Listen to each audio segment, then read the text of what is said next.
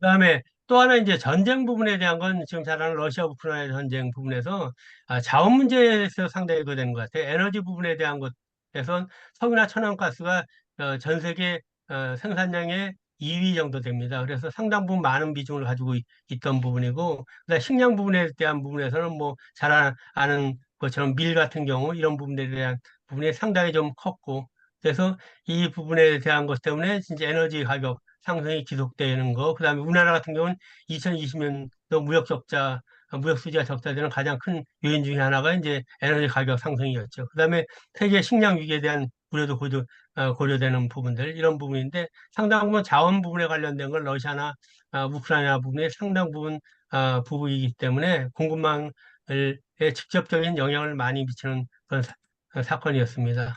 그래서 결국 뭐 곡물 부분에 대한 거, 유럽의 빵 공장이라고 불렸는데 결국은 어, 대비해서 상당 부분 가격이 급등하는 그런 상황이 일어났고, 에너지 같은 경우는 마찬가지고 비철금속이나 반도체 소재 같은 경우도 상당 부분 가격 폭등이 일어나는 그런 상황이 일어났습니다. 그다음에 이스라엘 중동 사태 최근 거죠.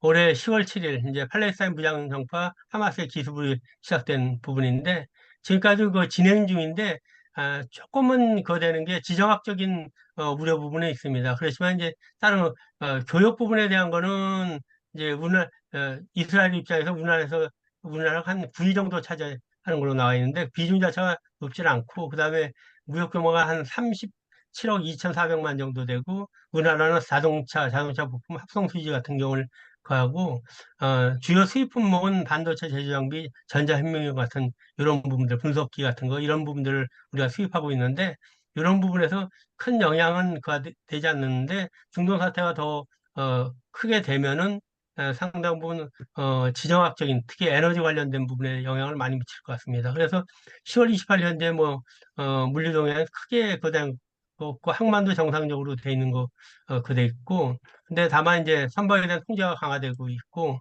그다음에 항공사별로 일시적으로 운행 중단이나 간편 운항이 일어나고 있습니다. 그래서 그렇고, 육로 같은 경우는 주로 이제 요르단하고 이집트 부분인데 특별히 그건 없지만은 상당 부분 지금 우려되는 거, 그런 부분들이 좀 있습니다. 그래서 지금까지는 특별한 건 없는 것 같은데 이런 부분이 장기화되는 경우에 이제 상당 부분 또 영향을 미칠 것 같습니다.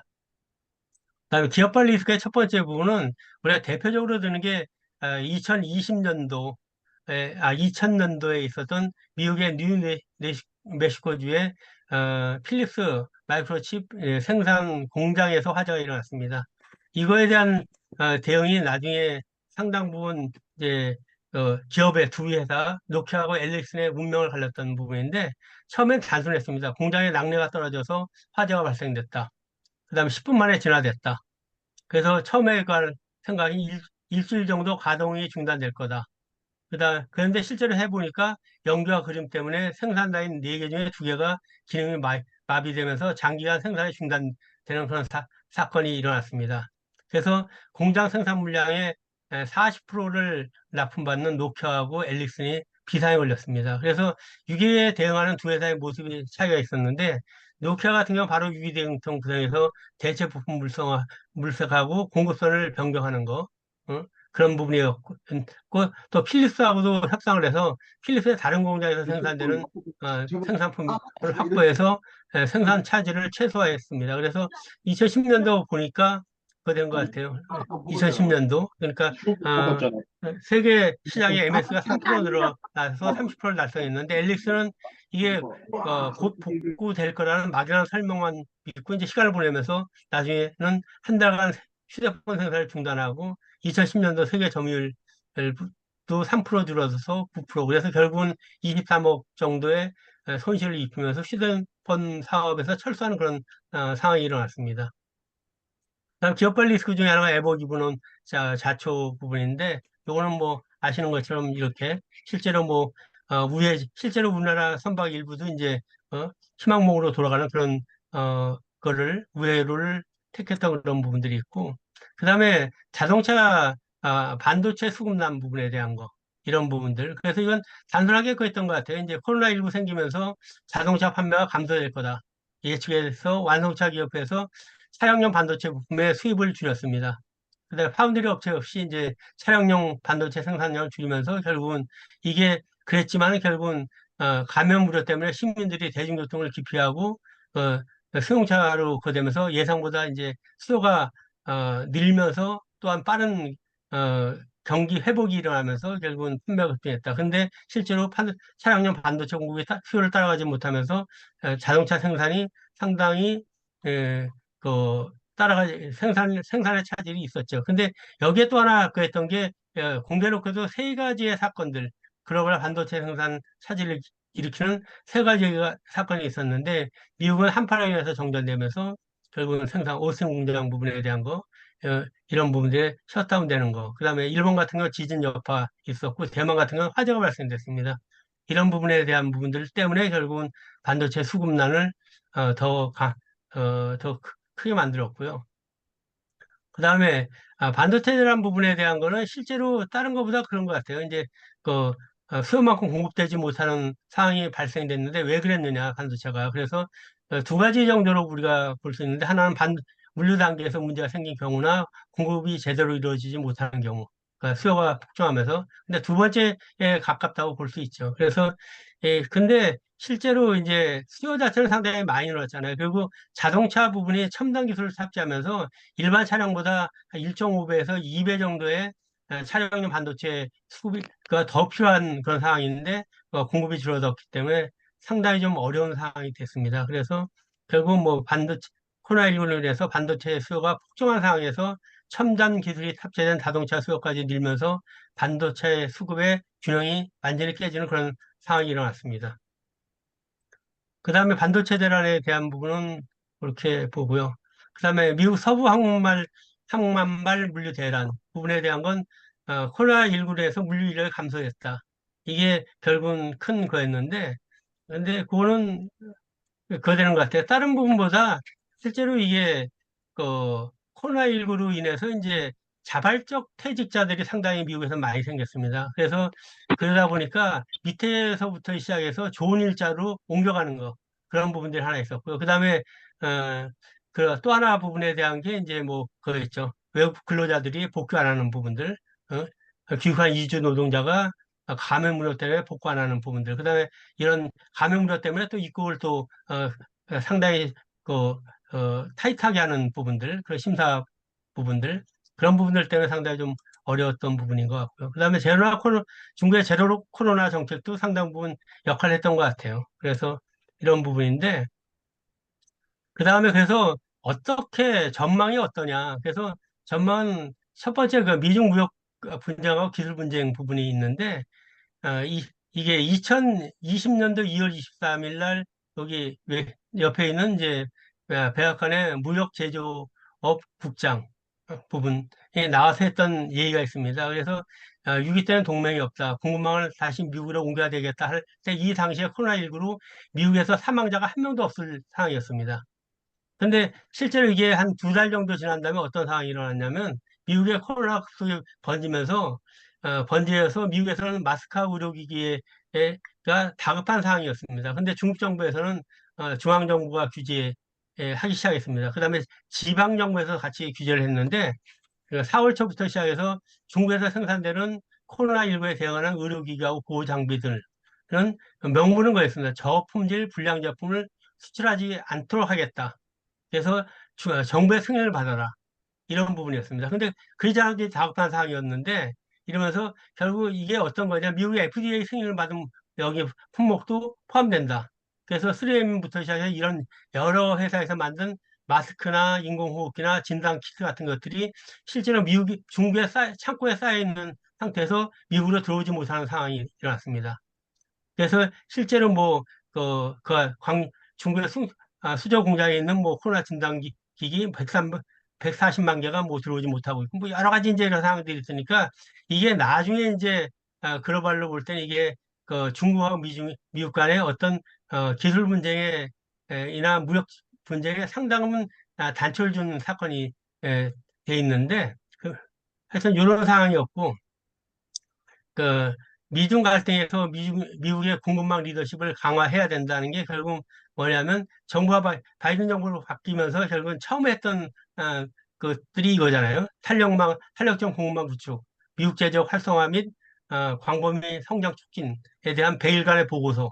이 부분이 제일 먼저 나왔을 때, 이때 이게 조사 배경은 그런 것 같아요. 아까 코로나19 초기, 유행 초기에 마스크하고 개인 보호 장비 공급 부족, 차량용 반도체 부족으로 미국 사회와 경제가 받는 심각한 타격 부분에 대한 부분을 어떻게 대응할 건가. 그래서 품목을 잡은 게 반도체, 배터리, 의약품, 히토류 4개 핵심 분야에 대한 공급망을 점검한다. 그래서 글로벌 시장에서 외부에 흔들리지 않는 공급망 재편하고 강화를 내용을 하는 그런 부분을 거했습니다. 거했고, 그래서 실제로 이 부분에 대한 거는 미중 무역 갈등은 중심지 국가론 이게 많이 거되는 것 같아요. 그래서 누가 중심이 될 거냐. 근데 중국도 이제 우리 자체적으로 홍색 공급망을 통해서 미국이나 대외 의존 없이 자체적으로 그 어떤 경제를 일으킬 수 있다는 상황을 거뒀고, 미국 같은 경우는 그대로 노는 경우엔 진짜 그렇게 될 수도 있다. 그래서 지금 단계에서 제재를 가해야 된다. 그래서 나왔던 그런 상황으로 해석하는 사람들이 상당히 많이 있습니다. 그래서 결국 뭐 BBS 부분에 대한 부분들, 특히 반도체 같은 경우는 치포 동맹에 나오는 거고, 그다음에 거기에는 홍색 공급망부에서 뭐 중국은 자체적으로 가겠다, 뭐 이런 여러 가지 사항들이 있고, 그다음에 그래서 인플레 감축 법안 IRA가 거에서 미국 부분에 대한 부분들, 그래서 미국에서 생산해라. 그러니까 모든 것들을 미국에서 생산하고 미국 내에서 생산하자는 게 기본적인 거였고요.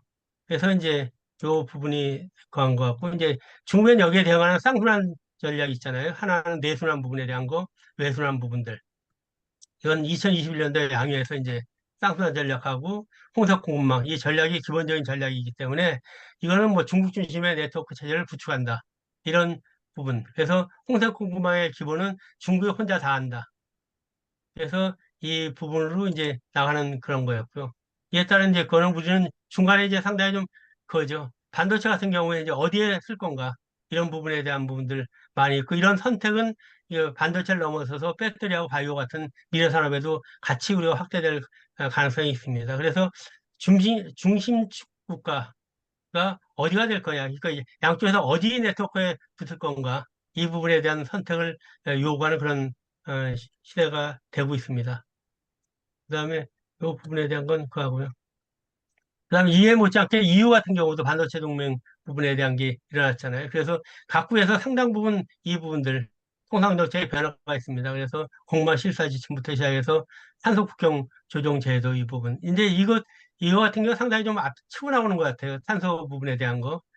그런 국경 조정 제도 같은 경우. 이게 미국이나 중국 같은 경우는 전 세계에서 그 탄소 배출이 가장 많은 나라가 이제 두 나라인데, 그에 비껴서 거기서 적극적으로 동조를 안 하고 있는데, 지금 이제 바이든 정부로 바뀌면서 이제 미국도 좀 이 부분 탄소 국경 조정제도 이 부분이 상당히 좀 적극적으로 나오는 것 같습니다. 그래서 하여튼 이 부분이 상당히 좀 그할 것 같고요.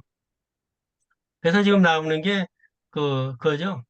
어, 어, 민족주의, 경제민족주의 부분에 대한 부분. 이게 상당히 많이 이거 되는 것 같아요. 그래서 보호주의 입법들이 상당히 많이 나고 있고, 그 다음에 실제로 뭐, 모든 걸 미국에서 하고, 그 다음에 만들기도 미국 안에서 만들고, 그 다음에 미국 안에서 혁신하고, 그 다음에 투자도 미국에서 해야 되고, 뭐 모든 부분에 대한 거, 공급까지도 미국에서 하라. 이 부분에 대한 게 미국의 기본 정책으로 좀 나와 있습니다. 근데 실제로 여기에 대한 부분에 중국 부분은 상당히 힘으로 찍어 누른다. 그래서 상당히 제재를 많이 하고 있어요. 프랑스 같은 경우도 이제 뭐, 달라이라마 접견했다 그래서 에어버스 150대 구매한 걸 취소하는 거. 일본의 센카프 열도 부분에 대한 것 때문에 시트루 수출을 중단한다. 노르웨이 같은 건 연어 수입 통관 강화한다. 뭐 이런 부분들. 필리핀 같은 경우 뭐, 바나나 망고 수입 금지, 몽골 같은 경우 뭐 이런 여러 가지 부분에서 경제적인 보복, 힘으로 이제 누르는 그런 상황이 일어나고 있습니다. 그다음에 또 하나가 되는 게 프렌들리 쇼어링 부분에 대한 게 나오는데, 거기에 기본은 이제 그 중에서도 이제 자원민족주의가 상당히 좀 되는 것 같고요. 그래서 자원 부분에 대한 건 아직까지 이 전쟁은 상당 부분 지속될 것 같습니다. 그래서 하나 부분에 대한 건 글로벌 공급망 부분의 이슈도, 그리고 중국에 대한 의존도를 낮춰야 된다. 그래서 중국이나 러시아 의존도를 낮추는 대신에 신뢰할 수 있는 동맹물끼리 뭉쳐서 광물이나 에너지나 식자 등 핵심 원재 내조에 안정적으로 확보해야 된다. 이런 부분들에 대한 게 기본적인 취지입니다. 그래서 제가 볼 때 이제 공급망 부분에 대한 거 제설, 예, 물류의 재해석 부분으로 넘어가면 그런 것 같아요. 지금까지 불확실 시대에 물류의 재구축은 지금까지 했던 우리가 경영의 핵심 요소가 비용이나 품질이나 서비스 같은 거였잖아요. 이런 핵심 경영 요소에서 이런 요소를 획기적으로 향상하는 것보다는 G2 중심의 정치와 이념에 기반해서 재설계될 전망이 있습니다. 그다음 그래서 첫 번째 부분에 대한 거는 먼저 이제 물류는 비용 절감의 효율성 유지에 뭐 도요타 생산 시스템 같으나 뭐 저스인상에서 이런 논리보다는 공급망 안정이라는 부분에 대한 거 방향으로 재구축된다. 그래서 비용이 더 들더라도 공급망 안정에 대한 부분들.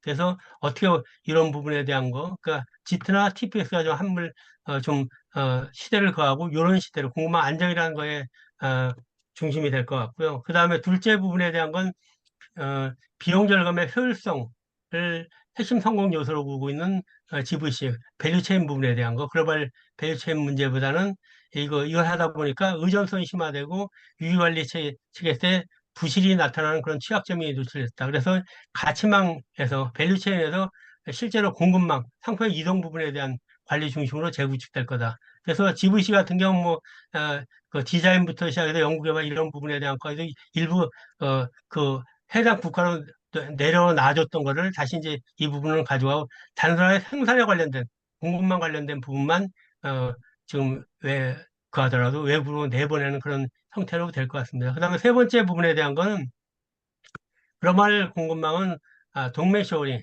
알리, 알리 쇼링이나 프렌드 쇼링으로 재편될 거다.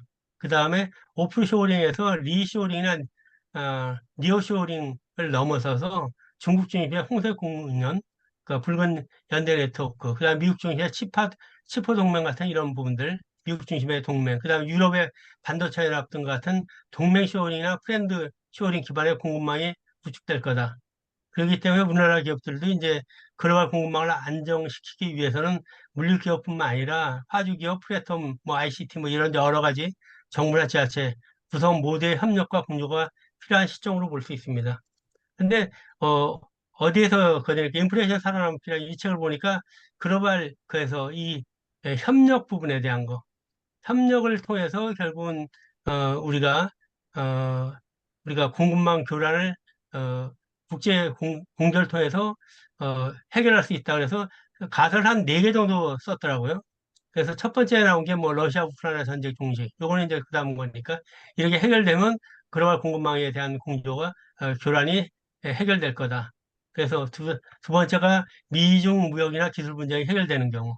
그다음에 이란의 핵협상 해결되는 경우, 그다음 오페크나 산유국의 증산이 일어나는 경우에 되는데 이 부분에 대한 거, 현실성 부분에 대한 게 상당히 어려운 상황인 것 같아요. 그래서 글로벌 경기는 미국과 미국의 국가의 성장이나 두 개의 엔진에 의해서 추돌되고 있다. 그래서 고성장이나 저물가로 하는 스토리가 어, 이런 게 되면 건데 그렇지 않은 경우엔 상당 부분 이제 이런 상황들은 지속될 것 같다. 그래서 공급망에 관련된 부분은 우리가 긍정적인 부분보다 어려움이 가중될 것 같습니다. 네, 지금 50분, 그러니까 여기까지 일단 제가 마치겠습니다. 네, 감사합니다. 예, 대표님, 네네, 들리시나요? 아유, 네, 들립니다. 여기 조금 더 남았습니까? 좀 남았으면 조금 더 하셔도 마지막에, 됩니다. 네, 마지막 마지막 장입니까? 장입니다. 네, 예, 예. 네. 아유, 정말, 좀 일목요연하게, 뭐, 최근에 있었던 그, 이제 물류 세계적인 현상, 그리고 또 앞으로 또 전망도 이렇게 잘 해주셔가지고, 정말 큰 도움이 됐습니다. 요 부분은 이제 뭐 제가 특별하게 우리 그 지정 토론 정하진 않았는데, 뭐 자유롭게 하시면 될 것 같고요. 여기 또 우리 물류 쪽에는 우리 권호인 부대표님이 또 관심 많이 갖고 계시고, 또 최수범 박사님, 또 이스캔 그 사장님 여러 분이 계시니까 차례대로 이렇게 하시면 될 것 같습니다. 또 황진애 박사님도 와 계시고요. 그 권호인 대표님 지금 운전 중이신가요? 권호인 대표님? 교수님, 제가 외부라서, 그러세요? 예, 예, 네. 청취만 하도록 하겠습니다. 예, 예. 네, 네, 죄송합니다. 예, 최수범 박사님. 아, 네, 교수님. 예, 예, 네, 예. 한번 네, 말씀 안녕하세요. 부탁드릴게요. 예. 네, 그, 물류를 전체를 이해하는데, 이게 PPT 좀 내려주시겠습니까, 대표님? 네.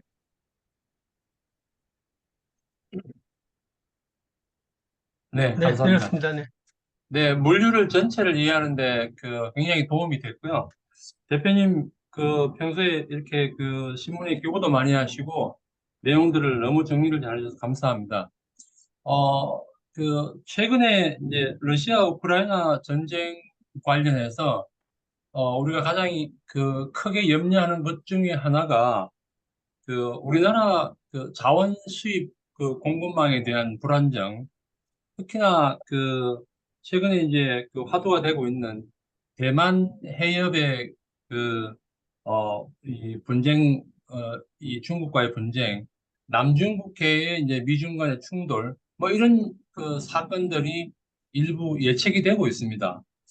그래서 그런 부분에 대해서 이제 관심을 가지고 대응을 해야 되는데, 사실 우리나라의 자원 수입은 대부분 남중국해나 대만 해협을 통과할 수밖에 없는 항로를 이용하거든요. 그런 측면에서 저는 이 자원 수입에 대한 이 국가적인 대응 또는 우리 기업들이 가지고 있는 관심도가 아직은 조금 부족하지 않나 이렇게 생각을 하고 있습니다. 그래서 대표님이 보시는 특히 남중국해나 대만 해협에 대한 이 위기 관리 이런 부분 조금 첨언해서 말씀해 주시면 감사하겠습니다. 고맙습니다. 네, 제가 생각할 땐 그런 것 같아요. 글로벌 공급망 관리 부분에 대한 거는 이게 기업에서 하는 건 아닌 것 같아요. 그래서 제가 그, 일본 동일본 재진이 일어난 다음부터 이제 그래서 아까 했던 일본의 반도체 수출 금지, 소재 수출 금지 그 한 다음에 그걸 쓴 다음에 제가 산업부에 있는데 좀 많이 좀 회의에 많이 좀 참석을 해봤어요. 그런데 그 당시 그 다음에 코로나19 같은 경우 하고 그다음 요소수 이제 사건 터졌을 때 그래서 다행히 이제 그때 초동 대처를 좀 빨리 했기 때문에 요소수 같은 경우는 크게 그 안 하고 상당히 위기에 심각한 걸까지 갈 수 있었는데 그래서 제가 그때부터 계속 이제 얘기했던 부분이 뭐냐면 글로벌 공급망 부분에 대한 걸 기업이 하는 게 아니고 국가 차원의 글로벌 공급망 지도를 그리자. 음. 그래서 어느 원자재나 부자재 부분이 어느 나라에 있고, 그래서 그 부분에 대한 건 해외 뭐, 거겠죠. 우리 대사관이나 이런 데, 코트나 이런 데를 통해서 다 취합을 해서 어떤 거 되면 대체될 수 있는 자원이 어디 있고, 그 다음에 그걸 넘어서서 두 번째 해야 될 게, 글로벌 물류망 지도를 그리자. 만약에 자원이 뭐 뉴질랜드 어디에 있는데 그 부분을 어떻게 가지고 들어올 거냐.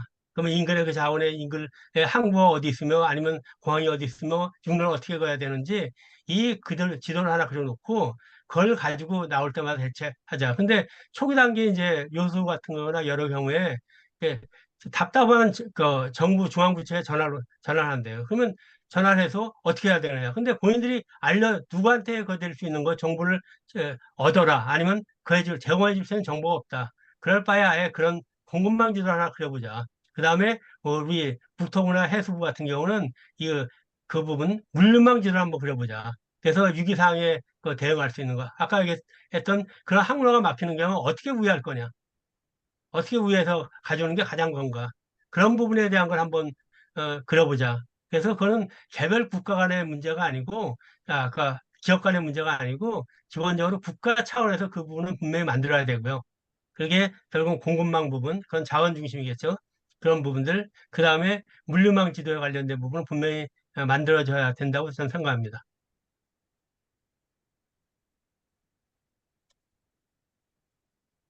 예, 감사합니다. 네, 예, 예, 좋은 답변 감사드리고요. 황진희 박사님, 황 박사님, 예, 예, 예, 예, 안녕하십니까. 이상근 대표님 네, 안녕하세요. 강의 잘 들었습니다. 오랜만에 뵙는데요.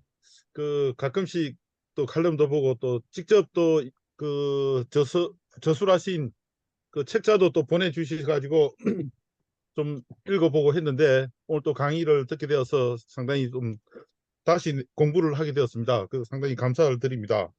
그 뭐 발표하신 내용은 이제 다 공감을 하고 그 또 이 부분들을 우리가 어떻게 유지해야 될 건가 하는 부분들을 좀 상당히 고민을 하는데 그 공급망 관리라고 하는 것은 결국은 우리나라의 어떤 그 수출입 화물을 우리나라 정부가 어떻게 안정적으로 관리할 수 있을 것인가 하는 그런 문제라고 생각을 합니다.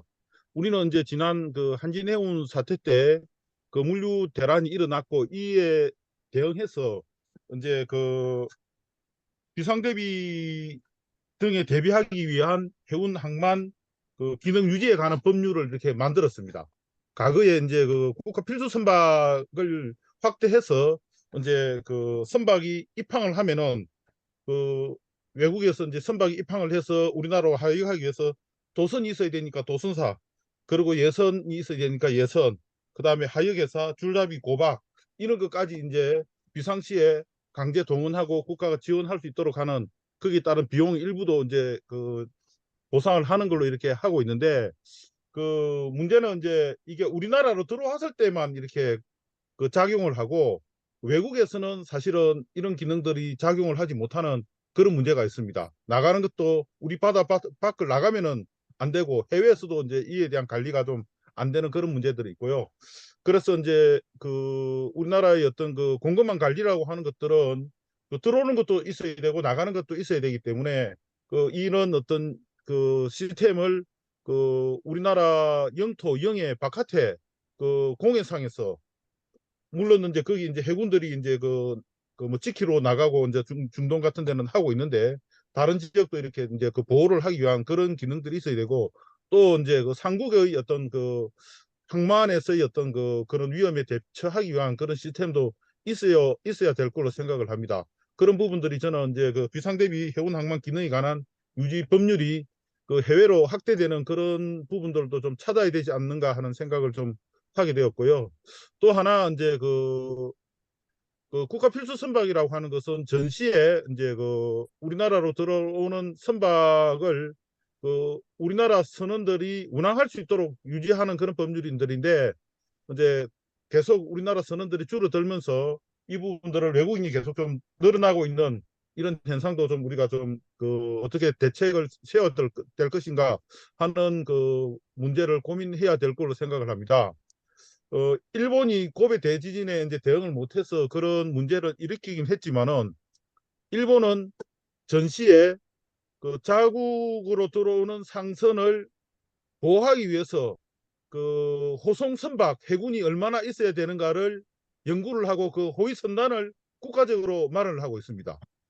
저는 이제 그걸 보면서 우리나라도 우리나라 선박이 들어왔을 때그 그 중동에 이제 그 해적만 그 대피하는 것들이 아니라 전 구간에서 비상 대비해서 그 우리나라로 들어오는 선박을 호송할 수 있는 그런 어떤 그 해군도 있어야 된다. 그렇게 좀 생각을 합니다. 그런 부분들, 그다음에 해외에서의 어떤 그 공급망 관리 이런 부분들도 차제에 좀 정부가 관심을 갖고 대책을 마련해야 될 것이 아닌가 이런 생각을 합니다.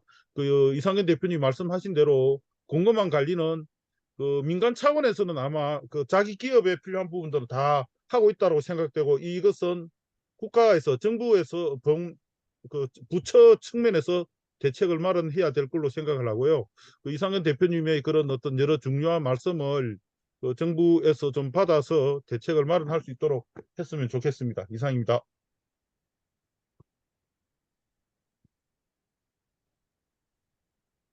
예, 대표님 혹시 네. 답변하실 게 있으면 하시면 좋을 것 그러니까 같습니다. 황 박사님 말씀하신 거 전적으로 이제 공감하고요. 그다음에 그게 그 개별 기업 차원이 아니라 국가 차원에서 분명히 만들어줘야 되고요. 그래서 기본적으로 자원에 관련된 거 그런 부분들, 그 필수 자원뿐만 아니라 상품에 관련된 부분에 대한 건 뭐 산업부 중심이나 국방부나 이런 여러 부서에서 이제 그거 돼가지고 하는 게 맞고요. 그다음에 그 물류에 관련된 거, 해상이나 이제 항공이나 됐든 육상이 됐든 이런 물리에 관련된 거 아까 말씀하신 부분에서 우리나라 들어왔을 때 그 다음에 어떻게 할 거냐 이런 것까지 포함해서 이런 부분에 대한 부분들은 해수부나 국토부에서 담당해서 그 부분에 대한 상세적인 계획도 가지고 있어야 될 것 같습니다. 네, 감사합니다.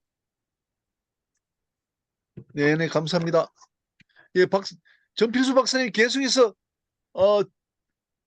뭐 심각하게 듣고 계신데 이쪽 분야 또 특히 원로시고 또 전문가신데 한 말씀 좀 해주시기 바랍니다.